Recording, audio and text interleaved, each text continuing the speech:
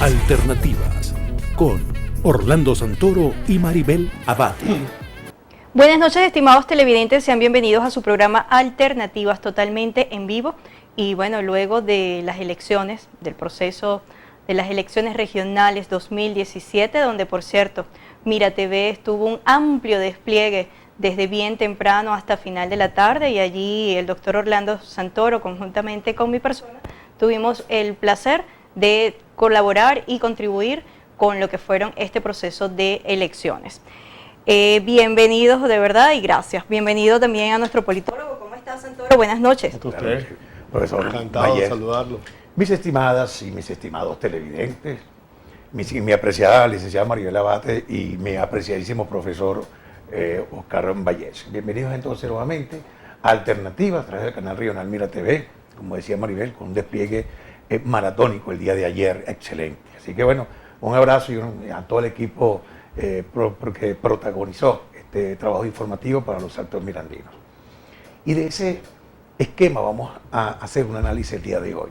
El proceso eleccionario regional que se celebró el 15 de octubre del 2017 entre los votantes en la población, no solamente venezolana, latinoamericana, mundial, pues existe en este momento una gran incertidumbre, un esquema de duda, un esquema que genera una gran confusión. Para eso nosotros tuvimos a bien, y por eso nos sentimos muy honrados de tener la presencia del politólogo, el profesor Oscar Vallés, quien es jefe del Departamento de Estudios Políticos de la Universidad Metropolitana en Caracas, Venezuela. El profesor Oscar Vallés tiene una amplia trayectoria objetiva, que es lo importante y lo vamos a subrayar desde el punto de vista de los estudios. Estudió politología, o es politólogo de la Universidad Central de Venezuela, hizo una maestría en la Universidad de los Andes. Excelente profesor, muy conocido, puedo decir que honra a los Altos Mirandinos, pues es un residente de los Altos Mirandinos, pero es un esquema esencial de lo que está aconteciendo en estos momentos.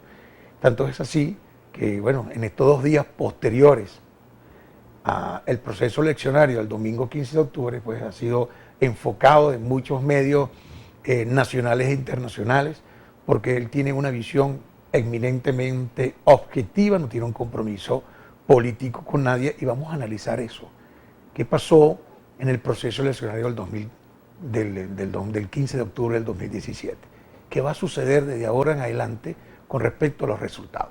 Profesor Vallés, muchísimas gracias de nuevo por estar aquí y tomar este valioso tiempo y para los televidentes de los Altos Mirandinos. Y bueno, un día muy lluvioso. Para mí siempre es un placer, Orlando, estar con ustedes aquí. Mira TV es mi programa y mi canal favorito de los Altos Mirandinos. Este es mi programa que siempre trato de verlo cada vez que puedo subir. Ahora, por las colas, siempre estoy en contacto con ustedes y realmente para mí es muy honroso estar con ustedes esta noche. Pues yo quiero, sin más preámbulos, profesor, ¿qué sucedió en el proceso eleccionario del 15 de octubre? Vamos a hablar de los resultados. Bueno, los resultados tienen algún tipo de problemas con respecto a lo que la gente tenía expectativas que podía suceder ese día domingo. Sabemos de que el proceso político venezolano, al menos en los últimos 14, 16 meses, en los estudios de opinión, en las encuestas, había claramente una tendencia bien marcada que no favorecía en términos de popularidad y de respaldo gubernamental la gestión del presidente Maduro, y por supuesto eso implicaba cierto tipo de baja popularidad también con respecto a su partido, que es el Partido Socialista Unido de Venezuela. De tal manera que frente a esa tendencia más o menos bien marcada, de un rechazo que estaba aproximadamente alrededor de 70 puntos durante 14 meses, sorprende efectivamente que el día domingo el resultado electoral, en términos de votos totales, está alrededor de unos 56 puntos a favor del Partido Socialista Unido de Venezuela, y con un extraordinario resultado de 78% de gobernaciones que quedan en manos del Partido Socialista Unido de Venezuela. 78% de gobernación, porque inclusive el Estado Bolívar ya oficialmente quedó en manos del candidato del PSOE. Bueno, cuando venía para acá todavía había esa discusión, en las redes sociales se decía de que no, que parece que Andrés Velázquez se alzó con la victoria, pero lo importante es Si es así, bueno, estamos hablando de 72% sobre 70 puntos, Claro. ya es un contraste muy importante. Y lo que hay que identificar en este primer elemento, para terminar con este primer aspecto nada más los resultados, es que a veces las relaciones de simpatía y de respaldo que tienen las candidaturas locales, a veces no necesariamente reflejan las simpatías o los rechazos que se tienen localmente con respecto al primer mandatario nacional.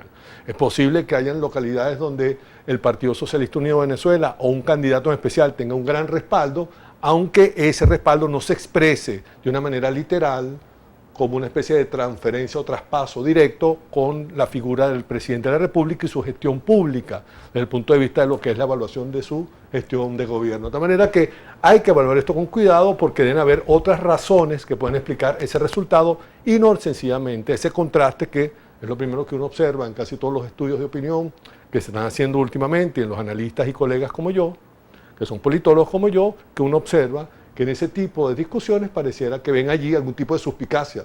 No es posible 70 puntos de rechazo y ahora 70 puntos a favor en marcos de gobernaciones. Bueno, sí, eso a veces es posible.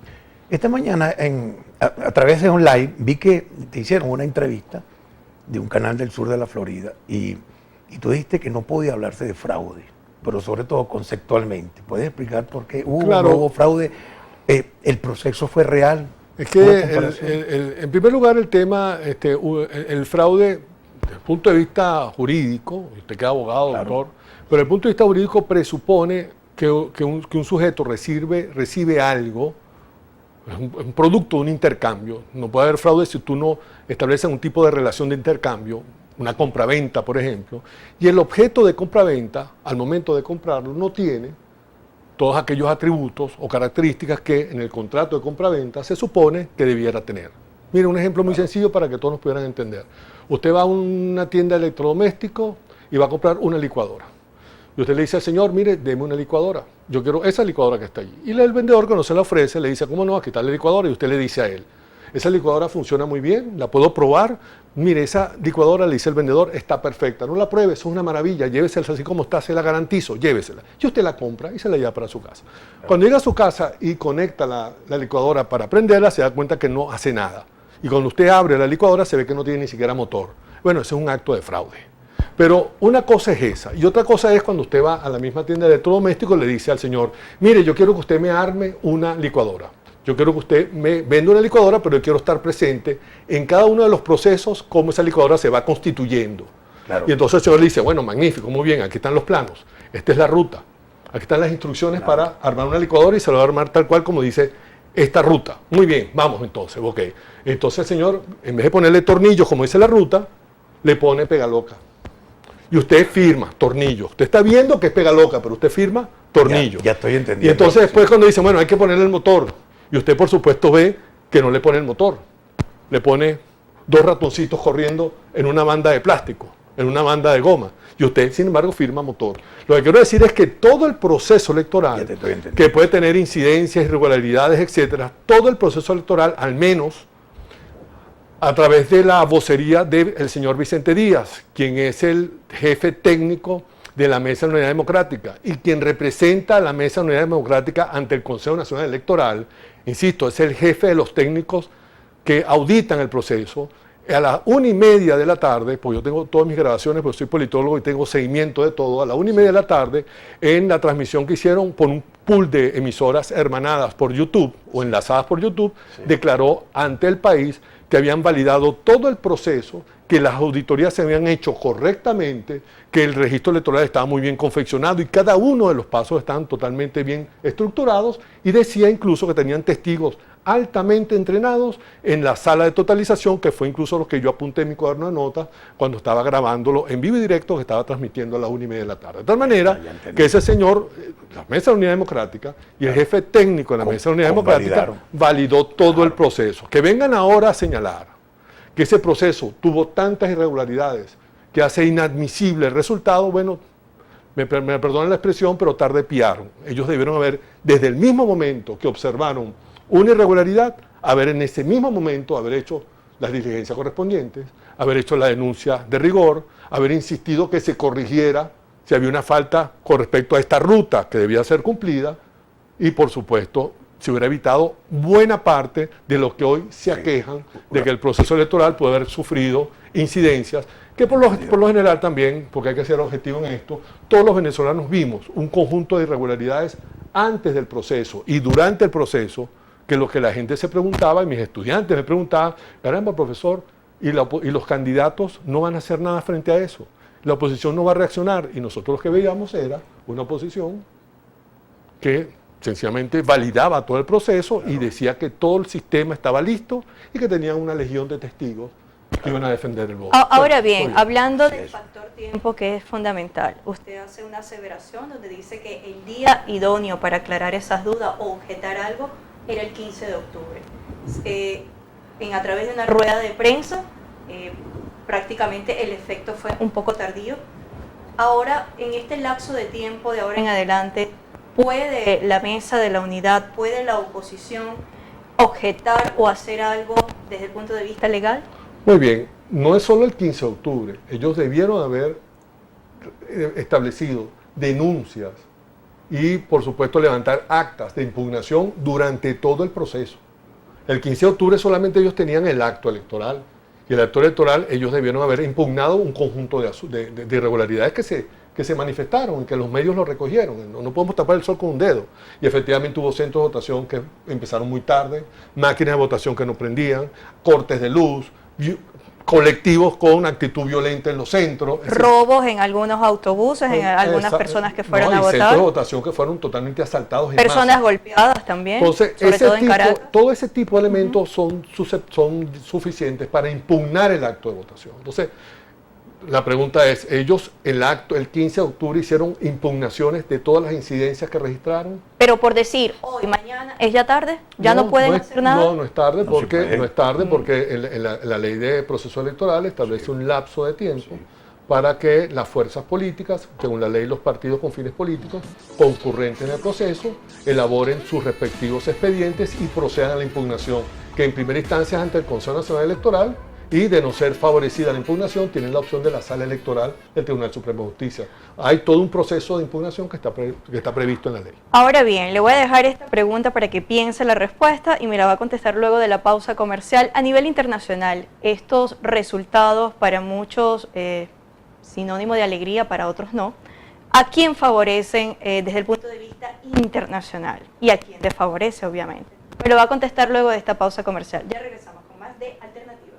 Bien, continuamos con tu espacio Alternativas. Hoy estábamos hablando sobre el proceso eleccionario regional del 15 de octubre del 2017. ¿Qué pasó y qué vamos a hacer de ahora en adelante luego de los resultados que ya el CNE está oficializando prácticamente? Ya mañana empiezan las adjudicaciones y las juramentaciones. Estamos en presencia del profesor Oscar Vallés. Él es jefe del Departamento de Estudios Políticos de la Universidad Metropolitana. Quiero detenerme un poquito acá. Un graduado con excelentes calificaciones, pues una persona reconocida en la Central de Venezuela, y pues hizo su magíster en filosofía política en la Universidad de los Andes. Pues se profundiza en filosofía política, sin embargo es un amplio conocedor, sobre todo subraya en la palabra objetividad, porque yo también imparto enseñanza a nivel de pregrado, y lo que dimana de las universidades es un tema ampliamente objetivo, no hay compromiso político con nadie. Por eso que nosotros, bueno, quisimos llegar, tenemos mucho tiempo haciendo contacto con el profesor Vallés, y bueno, hoy accedió, y yo vengo siguiendo pues sus entrevistas. Hay una entrevista hay varias entrevistas, una la que hicieron en la cadena Caracol hace unos días, ¿verdad?, para la televisión de colombiana. Yo no sé si puedo señalarlo, pero fue como una crónica de una muerte anunciada, lo que estaba sucediendo ayer y el día de hoy por medios internacionales te han tomado muchísimas de esas entrevistas, y con mucho orgullo pues te toman como el jefe del Departamento de Estudios Políticos de la Universidad Metropolitana. Y a nivel internacional, pues los periodistas internacionales subrayan, puntualizan la Universidad Metropolitana. Quisiera robarme 2 minuticos del programa sobre de quién es, de dónde, cómo hace es el campo universitario tan excelente que parece que fuese en otra parte, cómo se mantiene, cómo se resguarda. Bueno, mira, esta es una universidad que está totalmente financiada, Orlando, y te agradezco la mención, es totalmente financiada por las familias que tienen sus hijos en la Universidad Metropolitana. Okay. Esta es una fundación sin fines de lucro, una asociación civil, no tiene accionistas, no tiene propietarios, no se reparten dividendos, es sencillamente un proyecto que está centrado fundamentalmente en la excelencia. No tenemos aulas, muy pocas aulas nuestras tienen capacidad para más de 25 estudiantes. El casi 90% de nuestras aulas son de 25 estudiantes. Creemos en una educación dedicada a la formación, no creemos en la masificación universitaria, creemos en la calidad.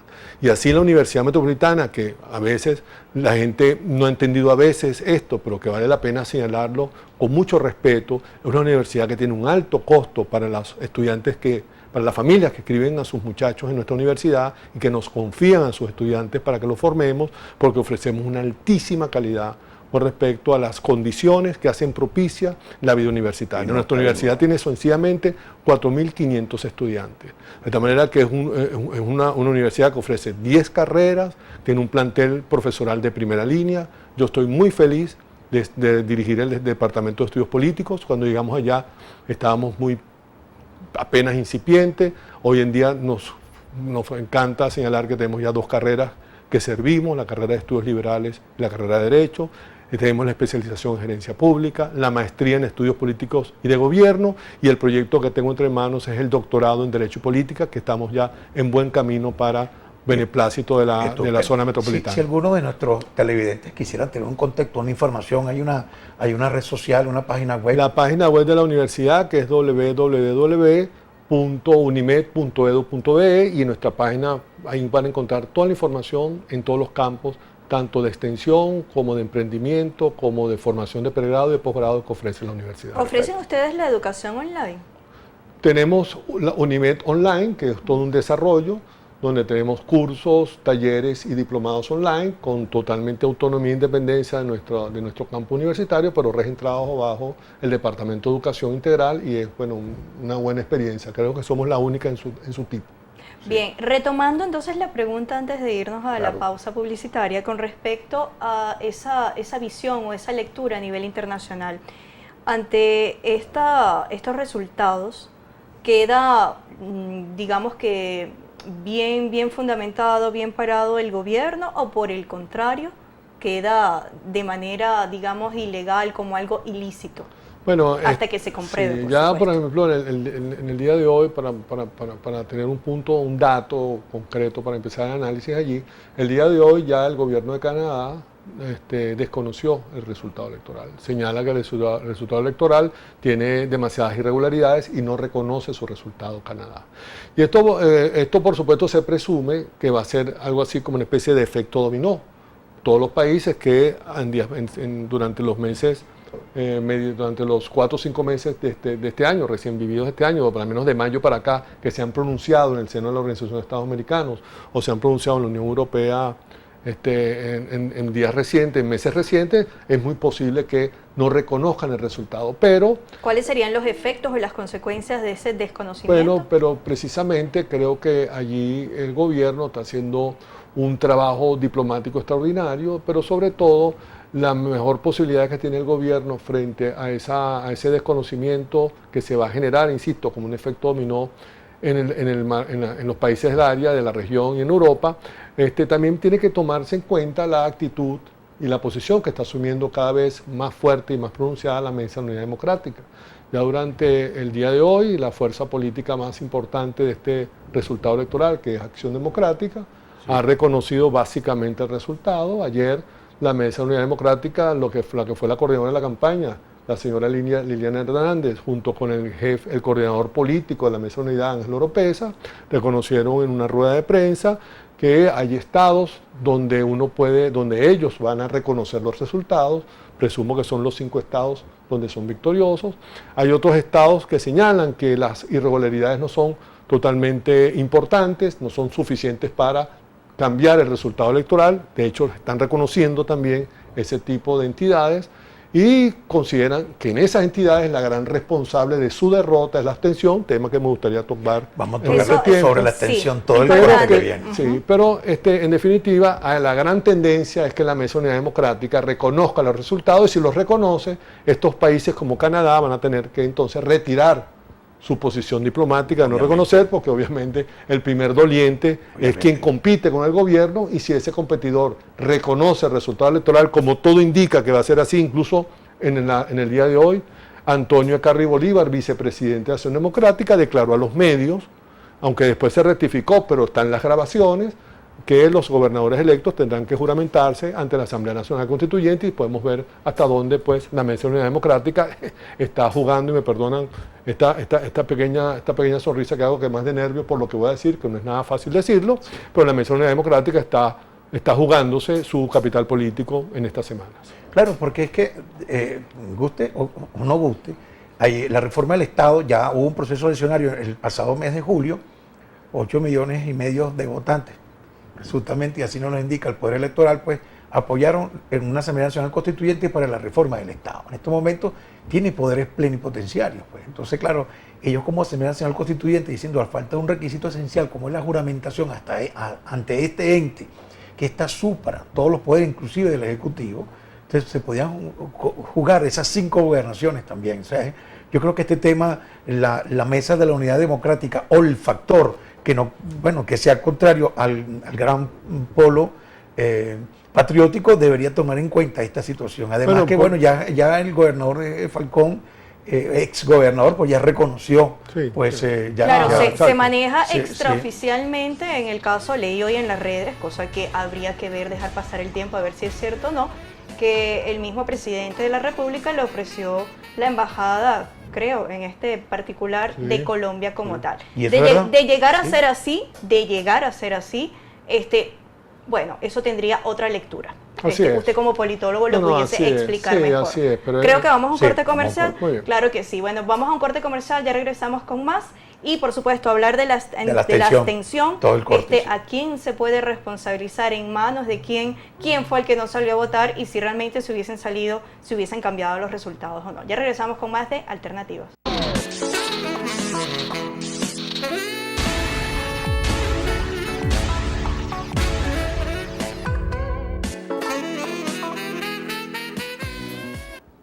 Bien, continuamos con tu espacio Alternativas. Hoy estamos hablando sobre qué pasó en el proceso eleccionario del 15 de octubre de 2017 y qué va a suceder luego de ese día tan emblemático, histórico para las elecciones regionales en Venezuela. Estamos en presencia del profesor Oscar Vallés, él es jefe del Departamento de Estudios Políticos de la Universidad Metropolitana. Vamos a recordar, queridos amigos, que estamos en vivo y directo y podemos intercambiar ideas. Ustedes pueden también hacerle sus inquietudes a nuestro querido invitado. 0414-807-5386 y 0414-272-5476. Vamos a pedirle a nuestro director, el señor Antonio Brante, si puede colocar una parte posterior de nuestros visores para que ustedes se comuniquen vía texto y planteemos lo siguiente. Así es, ya lo tenemos allí en el generador de caracteres, los puntos de contacto. La abstención, La abstención, ese monstruo que puede cambiar los resultados. En este caso, si hablamos un poco de la Asamblea Nacional Constituyente, hay que hacer ese preámbulo. Se dice que votó un aproximado de 8 millones, sin embargo, para esa ocasión no se vieron casi colas. En esta ocasión habían colas, hubo rotación o traslado de algunos centros de votación, cosa que fue ya prácticamente a última hora, y creo que tiene sus incidencias, sus consecuencias, usted lo podría decir mejor como politólogo, donde sí vimos colas. Sin embargo, se habla de que un gran sector de la clase media y el grupo de la resistencia, un porcentaje, no quiso ir a votar. ¿Cómo se le puede dar la lectura ante esta situación? Sí, este es un tema que hay que tratar con mucho cuidado, con delicadeza, porque entiendo por las declaraciones últimas que se han realizado, que la Mesa de Unidad Democrática insiste en culpabilizar a lo que ellos llaman alrededor de 2 millones de electores que votaron en las parlamentarias de 2015 y que en esta oportunidad no se registra en el proceso electoral. Y en cierta manera, ese contraste para la Mesa de Unidad Democrática se convierte en una especie de chivo expiatorio. Nosotros no fuimos los que fracasamos, dicen ellos, nosotros pusimos nuestro mejor esfuerzo, pero hay 2 millones de electores que no votaron, que no cumplieron con su papel democrático, que no hicieron realmente lo que debieron haber hecho, que están contribuyendo con la dictadura, así dicen ellos, y que a partir de allí entonces satanizan a estos 2 millones de venezolanos que no participaron en este proceso y que según ellos participaron en 2015. Esto hay que presentarlo con mucho cuidado. En primer lugar, y esto hay que establecerlo claramente, en primer lugar, es inapropiado, para no decir que es un craso error, es inapropiado comparar 2 procesos electorales tan distintos y en contextos tan diferentes como es el proceso electoral del 2015 y el proceso electoral que vivimos este domingo, 15 de octubre de 2017. ¿Por qué? Porque en el proceso electoral del 2015, la oferta de la campaña opositora en el 2015 fue salir de Maduro en 6 meses. Si ustedes recordarán, en ese proceso, en esa campaña, hubo una insistencia por parte de la Mesa Democrática que se iban a acabar las colas, que el abastecimiento iba a estar boyante en todo el país, que si ganaban la Asamblea Nacional se iban a acabar todos los males, incluyendo, por supuesto, la persistencia en el ¿Fue un gobierno. error entonces? Pero lo que quiero decir que desde ese punto, de esa oferta, el comportamiento electoral venezolano frente a esa oferta fue el comportamiento típico de un cambio gubernamental. Y sabemos que en Venezuela, quienes somos politólogos y examinamos las cifras electorales, sabemos que en Venezuela el comportamiento electoral cuando hay elecciones presidenciales es muy distinto a las demás elecciones como son parlamentarias, municipales o regionales. Porque el cambio de gobierno, el cambio de futuro, a través de un aspecto casi mediático, como es o inmediato, que es un proceso electoral, tiene mucha mayor atractivo en la participación que elegir un alcalde o un concejal. Entonces, esa oferta contrasta mucho y ese contexto contrasta mucho con respecto a lo que vimos el domingo. Un proceso electoral cuyo contexto se tipifica sin ninguna oferta. La única oferta que había era vamos a cuidar los espacios. Y esa oferta era prácticamente insuficiente frente a una ciudadanía opositora que tenía más de 4 meses en la calle, con miles de heridos y miles de detenidos, con más de un centenar de muertos, en un lamentable saldo donde la dirección opositora no asumió responsabilidades, no hizo ningún tipo de señalamientos, no procuró ni siquiera hacer algún tipo de reparación a las víctimas, ni siquiera asistía judicialmente a las personas que fueron detenidas por las razones que haya sido. Bueno, tengo entendido, y allí sí quisiera acotar que por parte de la oposición vimos varias personas que sí asistieron desde el punto de vista legal, incluso sí, aquí en San Antonio fueron, hicieron la recolección de datos y bueno, creo que en este programa estuvieron 2 veces. Yo no estoy hablando de foro penal, ni estoy hablando del Colegio de Abogados Miranda. ni estoy hablando tampoco de ¿cómo se llama? Derechos Humanos UCAP. De hecho, mi facultad, la Facultad de Estudios Jurídicos y Políticos, tiene apoyo UNIMED, o sea, nosotros prestamos servicio. Estoy hablando desde el punto de vista del liderazgo. Estoy hablando, yo no vi a Henry Ramos Alup en un tribunal protestando por los presos. Correcto. Yo no vi al señor Henry Falcón haciendo huelga de hambre para que liberaran a los detenidos inocentes en Lara. Estoy hablando de la dirigencia política, Señor, no de la sociedad. Y la dirigencia política opositora fue efectivamente quien desestimó ese gran sacrificio y de la noche a la mañana cambió la página. Cambió la página. ¿Pero por qué cambió la página? Bueno, pero precisamente porque tiene un ímpetu electoral que no puede detenerse. Hay que entender que la dirigencia opositora, Santoro, la dirigencia opositora venezolana que está en la MUD, no tiene la formación, la experiencia ni el carácter para enfrentar un proyecto político como el que se adelanta en Miraflores. Nuestra dirigencia política es una dirigencia política que está acostumbrada a las reuniones palaciegas, a un proceso de negociaciones continuos. Vienen de un tipo de política muy distinta a la política que hay que desarrollar en Venezuela si realmente queremos restaurar un Estado de Derecho y de justicia. De tal manera que desde ese punto de vista la oposición, a la dirigencia, a la élite opositora, es mucho más cómodo para ellos, es mucho más acomodaticio, están mucho más familiarizados con este tipo de oposición, contándose votos en procesos electorales, que estar en una autopista recibiendo perdigones y bombas lacrimógenas día tras día sin ningún tipo de alternativa más allá de eso. Ahora bien. Entonces, eso hay que entenderlo. Entonces, cuando tienes ese contexto, y entonces hay un proceso electoral que la única oferta que tienes es, no importa, no perdamos los espacios, que hay una gran desilusión de fondo, fíjate cómo fue el 2015, fíjate cómo es ahora, Sí. además con una diáspora que hoy tenemos 2 millones de venezolanos que están en el registro electoral, además. Claro, hay que tomar en cuenta que muchas personas se han ido del país y por lo Ah, tanto entonces, no el municipio de votaron. Los Alias se fueron Entonces, 15.000 es electores. completamente falso decir que la oposición perdió, que ganó solo 5 gobernaciones, porque hubo 2 millones de venezolanos perversos que se abstuvieron, ¿no? Hay que entender que los 2 millones de venezolanos que votaron en el 2015, votaron porque estaban esperanzados, porque la oposición le hizo una oferta que no cumplió. Muchos de ellos se fueron del país y otros decidieron definitivamente decirle no más a la Mesa de Unidad Democrática. Ahora, y eso ¿cómo- hay que entenderlo, es un cómo- derecho. Fue un ¿Cómo poco se castigo, explica? como lo oficial. Totalmente, Ajá. Sí, totalmente. ahora, numéricamente, disculpa Maribel, numéricamente estamos hablando de un 48%, mal o bien un 48% que supera los 6 millones de votantes, me imagino, para la muestra. Bueno, pero fue significante entonces si no hubiese abstención, hubiese cambiado toda esta No sabemos. No El se problema sabe. aquí es que no se sabe. O sea, lo único que sabemos son los resultados. Hacer cualquier contrafáctico es un poco aventurado. Decir, bueno, ¿qué hubiese pasado si en Venezuela hubiese votado 2 millones más que reclaman la MUD que no votaron, que ellos mismos votaron, por cierto, ellos mismos desperdiciaron, ¿no? Pero ¿qué pasaría en Venezuela? Bueno, nosotros vimos muchas páginas, muchos portales, que de una manera, a mi juicio, irresponsable, usted entraba a ese portal y si usted ponía 35% de abstención, le salía que la MUD ganaba 15 gobernaciones. Así. Y sí, entonces, hasta la misma MUD declaraba que con 60 puntos de participación ganaban 13 gobernaciones como mínimo.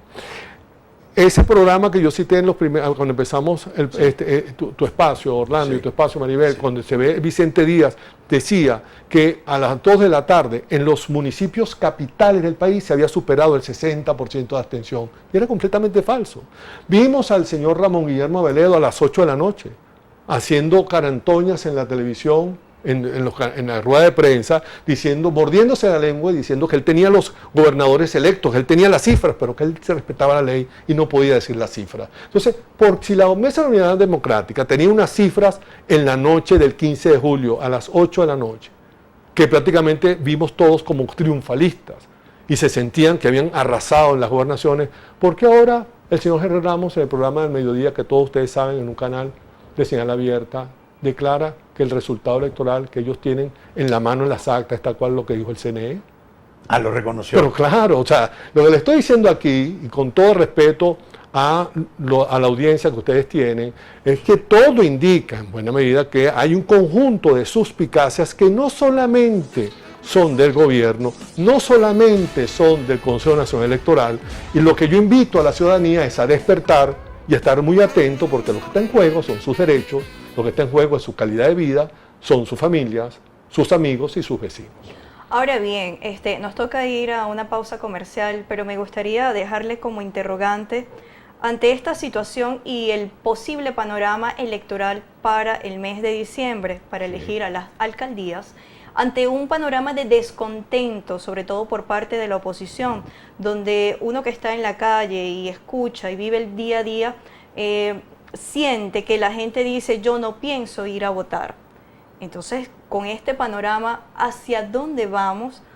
Tomando en consideración que tenemos unos niveles de inflación altísimos, donde vemos a gente comiendo de la basura, donde unos evidentemente serán favorecidos con algunos puestos importantes, pero también muchas personas serán despedidas y cada vez vemos a esa clase media extinguirse y pasar a la clase baja.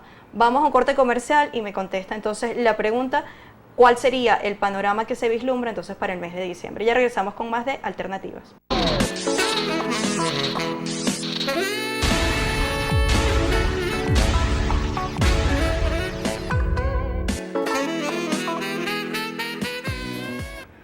Bien, continuamos con tu espacio alternativa, ya cerrando hoy, durante este programa, el último de los ciclos. Estamos hablando del proceso eleccionario para el 2015, para el 15 de octubre del 2017, perdón. Y tenemos al profesor Oscar Vallés, director o jefe del Departamento de Estudios Políticos de la Universidad Metropolitana en Caracas. Ya lo que hay que hablar es qué va a pasar de ahora en adelante. Quiero enviar un saludo a Giuseppe Campanella, que él dice un residente de Los Alias, gracias por estar en vivo con nosotros, dice que hay que darle claridad a esta oscuridad que viven los votantes en estos momentos. Y es verdad, esto necesita más claridad, por lo que refería Maribel. Ya una vez pasado esto, hemos analizado la abstención, hemos analizado los errores, hemos analizado el ventajismo, pero ¿qué va a pasar ahorita? Van a hacer un llamado seguramente a elecciones para el próximo mes de diciembre, tal cual más o menos se ha reseñado para alcaldes, para consejos legislativos, para concejales. Ahora, ¿cuál es la claridad que le damos a los votantes? ¿Verdad? Tenemos una posición sumamente fuerte para enfrentar esta oscuridad, ¿verdad? Y oscuridad que hay que cambiarla a claridad, como Giuseppe Campanella refleja para el diciembre. Mire, voy a ser muy honesto y ustedes saben que estoy hablando con mucha franqueza y además la franqueza es dura, ¿no? Sí. Yo no estoy hablando, y yo creo que la responsabilidad que tiene una universidad es precisamente decirle a la ciudadanía las cosas que están pasando y por supuesto abierto a la discusión, al debate, si alguien no está de acuerdo con ellas. Pero hay que entender que este día domingo, el resultado electoral que de acuerdo con el partido ganador opositor, Acción Democrática, en sus actas que dice las tener todas, corrobora el resultado del Consejo Nacional Electoral, la abstención, la participación electoral fue del 61,14%. Esto significa que ese 61,14% significa, en términos históricos, desde el año de 1989, que fue la primera elección de gobernadores, hasta hoy, hay que señalar que esa es la segunda participación más alta en la historia de las elecciones regionales del país. Sí, porque históricamente las regionales siempre tienen una abstención. Siempre la tienen, y más con un contexto que acabo de definir, que es un contexto que ya viene, por supuesto, digamos, los votantes opositores con un golpe en el corazón, pero este domingo tuvimos 61,14% de participación, la abstención fue de 39 puntos. El proceso electoral que hubo más participación fue el proceso del 2008, que la abstención estuvo alrededor de 35%, o sea que la de hoy tuvo 4 puntos más que la del 2008. O sea, que fue de tal manera que seguir insistiendo en que la abstención fue lo que derrotó a la oposición, bueno, yo recomiendo a quienes sostienen esa tesis que mejor revisen los números y examinen más bien el resultado a lo mejor en otros lugares, ¿no? Hablando de números, le voy a hacer una pregunta que pareciera de educación básica, pero es que la gente en la calle se la hace y yo tengo que hacérsela a usted, por supuesto. Cuando se dieron los resultados por parte del Consejo Nacional Electoral, al sumar los porcentajes, daban en algunos estados 106%, 108%, y no 100%. Sí. ¿Cómo se explica esto desde el punto de vista matemático, donde, bueno, los 2 más 2 siempre va a ser 4 y las cifras a nivel de porcentaje debe de sumar un 100%? Mire, Maribel, ¿Cómo asumir eso, cómo entender eso a la población? Porque todo el mundo escuchó los resultados y todo el mundo sabe sumar. No, sí, yo estaba anotando y estaba riéndome con mucho respeto y dolor, pero me daba mucha risa la naturaleza tan amateur,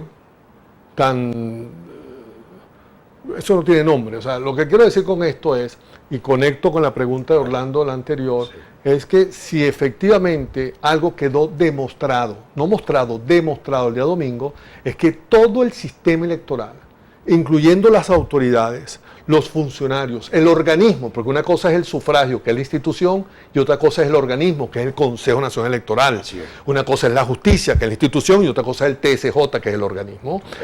Si no queremos perder la institución del sufragio en Venezuela como práctica política que permite dirimir diferencias, tenemos urgentemente que bajar la Santa María, y lo digo con mucha responsabilidad, del Consejo Nacional Electoral y hacer una reforma profunda del Consejo Nacional Electoral, porque con este Consejo Nacional Electoral, tal cual como está, no solamente no hay garantía alguna de que los resultados sean reconocidos y respetados, no por las fuerzas políticas, sino por el único que debe reconocer los resultados como se establece en la Constitución, que es el elector.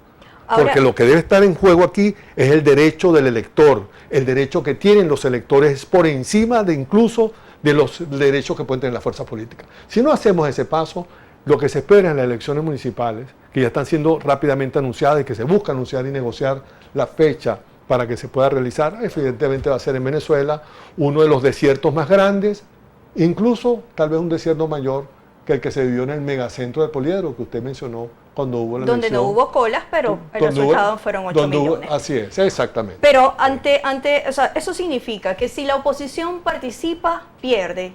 Y si no participa, también pierde. Bueno, no sé si la oposición participa, pierde. Yo creo que si la oposición participa con este sistema electoral, después de esta experiencia y reconociendo los resultados, y a lo mejor como dijo Acción Democrática hoy, yendo a la Asamblea Nacional Constituyente a juramentarse, lo que queda en Venezuela es estructurado un sistema que tiene su propio gobierno y su propia oposición, y tendremos millones de venezolanos al margen de ese sistema, que no participaremos de un proceso electoral y que entonces la oposición oficial, acomodaticia, la oposición que colabora con el gobierno, será entonces que se repartan esas cuotas de poder entre los venezolanos que aún creen que esa forma de vida que ofrece este proceso político de su gobierno y su oposición se distribuye. ¿Qué mensaje le puede dar, por ejemplo, me acabo de enterar por ustedes, que Henry Falcón pues ya han reconocido el resultado y creo que le van a dar supuestamente. Presuntamente, habría que esperar que pasen los días a ver qué tan de Colombia,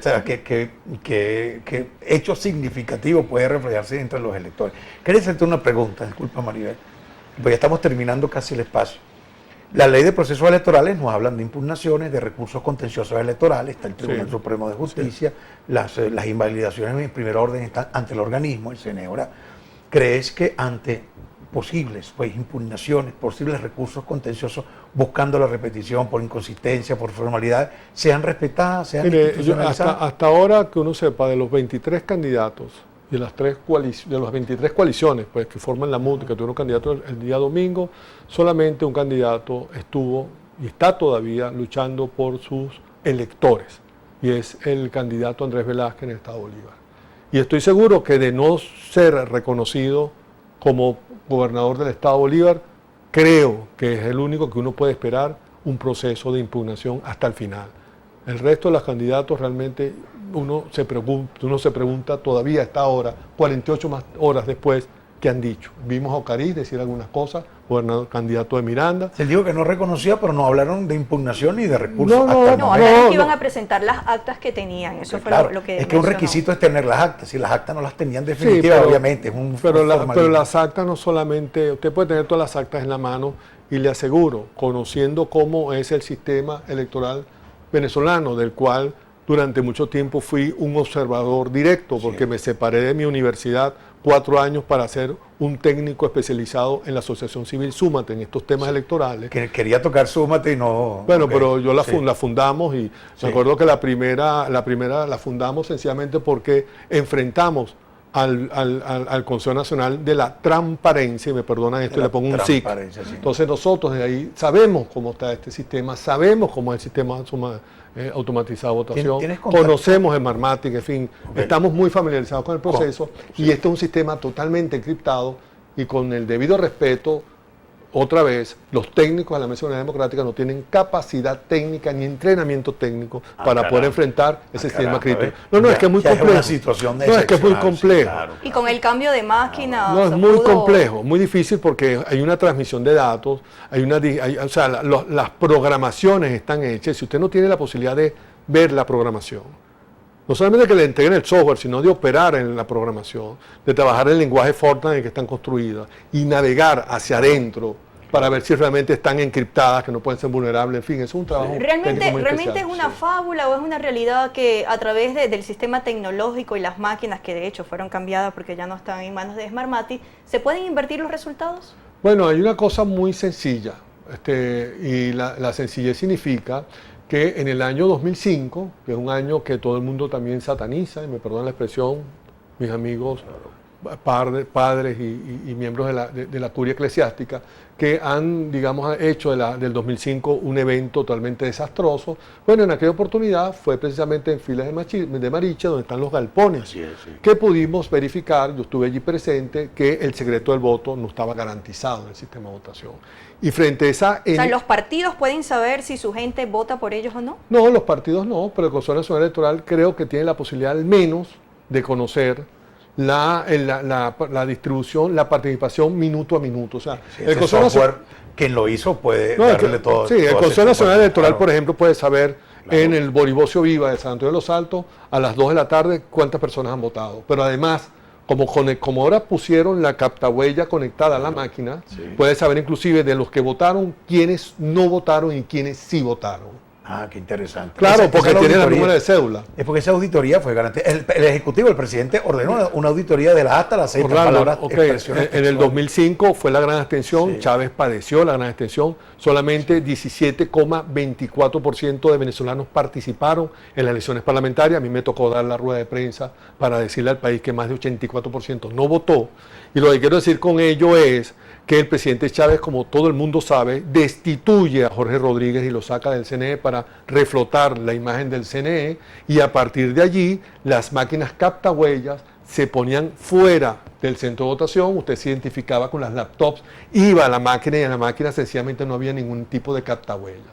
Pero se ha ido relajando Claro. la tradición electoral, se ha ido relajando el rigor y la observancia electoral. La Mesa de Unidad Democrática, como le dije, admite la pega loca en vez del tornillo, y hoy tenemos una máquina de votación que usted llega con su cédula de identidad, pone el dedo en la máquina captahuella, y cuando la captahuella verifica quién es la huella, es decir, cuando sabe que es Maribel, es que activa la máquina. De tal manera que la máquina sabe que Maribel va O sea, a emitir su voto. hoy Y eso queda en un registro. Es sencillísimo el registro. Claro. Pero La ¿se verdad- pueden o no se pueden invertir los resultados? Bueno, en la transmisión de los datos está el tema. ¿Por qué? Porque si las auditorías de cierre, que están en la ley, significa que cuando se va a cerrar el centro de votación, ¿qué es lo que tiene que hacer? Antes se cierra el centro de votación y antes se imprimen todas las actas, no hay transmisión de datos, se imprimen todas las actas, se transmiten los actos posteriormente, y con las 10 actas de las 10 mesas en la mano, se hace el sorteo.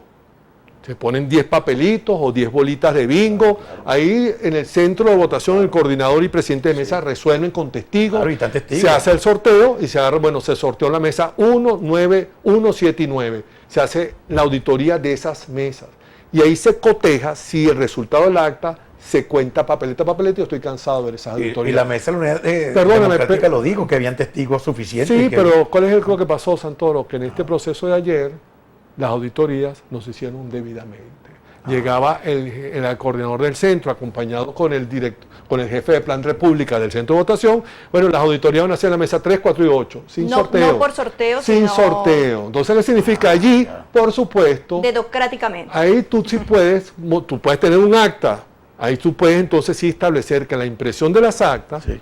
en vez de cada voto que salga para A, tú lo puedes contabilizar en esas mesas. Si el software está estructurado para eso, el software puede decir, bueno, de cada 10 votos que reciba Ocariz, 3 van para Héctor Rodríguez. Y eso puede hacerse, es un algoritmo, eso se caramba. hace de nivel de programación. Caramba. Y la única garantía de que eso no suceda es el sorteo. Por el sorteo, el programador, esto es el CNE, no sabe cuál es la máquina Claro. que va a ser sorteada, y Al por lo azar, tanto claro. tiene que respetar ese resultado. Pero si el CNE sabe que de las 10 máquinas de votación que pone, hay 5 que seguro no se van a auditar porque ya se sabe que estas no van a estar auditadas, tú puedes hacer lo que te dé la gana. Ahora, la gran pregunta es, A ver. ya falta poco para que llegue diciembre, posiblemente se hagan las elecciones porque ya se está hablando de eso. ¿Qué debe de hacer el venezolano? Con un Consejo Nacional Electoral, retomando las palabras de la licuadora que usted explicó, del tornillo y la Muy pega gráfico, loca. pero muy didáctico. Ajá, muy didáctico, que lo pueden entender hasta los niños Sí. que pueden ver el programa, Sí. y la gente adulta, etcétera. Aceptar unas elecciones para diciembre bajo esas circunstancias sería otro error por parte de la oposición, y ante un descontento de la población se pudiese surgir, digamos que nuevamente, el panorama de las protestas en la calle, de la gente descontenta, o por el contrario, el venezolano seguirá su vida haciendo lo que sabe hacer, trabajando, Porque yo veo- con todas las calamidades. ¿Cuál es ese, cómo se vislumbra a nivel político? Bueno, miren, yo voy a decir lo siguiente. Es muy posible que veamos en los días que vienen, las semanas que vienen, que la gente empiece ya a darse cuenta que más allá del proyecto Nación, lo importante es su vecino, lo importante es su organización, su casa, su trabajo, su hospital, su escuela, su universidad, su empresa, su industria, su puesto de trabajo. Ahí es donde hay que procurar que no se siga deteriorando la vida. Tenemos que luchar por nuestra familia, por nuestros amigos, por nuestros vecinos. Hagamos de nuestro espacio inmediato una tacita de oro. Ese es el mensaje que le quiero dejar. Hagamos ese gran esfuerzo. Luchemos por lo que tenemos al frente. No reduzcamos la vida a un acto de votar en una urna. Hagamos de todo nuestro esfuerzo para que el mundo que nos rodea cada vez sea menos agresivo y cada vez esté más bajo nuestro control. Muchísimas gracias, profesor. Llegamos a la conclusión. Yo tengo una última pregunta para despedir. Usted dirá sí, no o tal vez. Vamos a ver. Sé que el jefe de Departamento de Estudios Políticos de la UNIMED y se lo prestaron a Súmate, ¿verdad? El profesor Vallés podría ser prestado nuevamente a algo parecido a Súmate. ¿O usted está dedicado 100% a tu Mire, donde hayan buenas ideas que promuevan los derechos ciudadanos, de todos los ciudadanos, como dijimos en Súmate, nosotros defendemos los derechos de todos los ciudadanos, tanto los azules como los rojos. Claro. Y cuando Súmate dejó de hacerlo, yo me regresé muy felizmente a mi universidad. Si hay otro proyecto donde lo importante sea la nación y todos sus ciudadanos, indistintamente de color, raza, religión, concepciones filosóficas, morales y políticas, visión del mundo y de la vida, encantado. ¿Has conversado con María Corina? Claro, mantenemos una relación franca y muy buena. Bueno, llegamos a la conclusión, el señor Antonio ya nos está haciendo Sí, pero a mí señas. me gustaría saber Claro. con un sí o un no, Ajá. si la gente estaría esperando o pudiese ser así como se llama nuestro programa, una vía intermedia de alternativa que no sea la oposición y que no sea el oficialismo, producto de la decepción Bueno, que siente la mejor población. Los mejores estudiosos son los suyos. allá en la Mejor universidad. momento histórico para una nueva opción política, para una tercera alternativa en Venezuela, no hay mejor que esta. Esta es la oportunidad de oro para que el ciudadano pueda rescatar su propio destino, luchar por sus propios derechos y principios y efectivamente hacer una política de dignidad y una política genuina al servicio de los grandes valores, Claro. de las grandes Y estamos a personas. tiempo para diciembre. Bueno, ahora sí muchísimas gracias, podemos profesor. despedir, de verdad Gracias que sí, por- Bueno, muchísimas un placer, gracias. ¿no? Recordándole a nuestros televidentes, sí. ¿Algún teléfono, un contacto, un correo electrónico? Bueno, mis redes sociales es @Oscar Vallés C, Oscar Vallés C de Cerero, ahí estoy a la orden por Twitter y por supuesto en la página web de la universidad, en el link del Departamento de Estudios Políticos a la orden. Bueno, bien, vamos a recordarles que este espacio va a ser repuesto este día jueves próximo, que viene, de 7 a 8 de la noche y el próximo martes con otro especial programa Alternativas. Le dimos muchas alternativas, tome usted su propia opción. No, y se hablaron de muchas verdades también Muchas verdades. importantes. Así que un Sí, millón de señor. gracias por haber Gracias. asistido al programa. Hasta entonces, Dios los bendiga.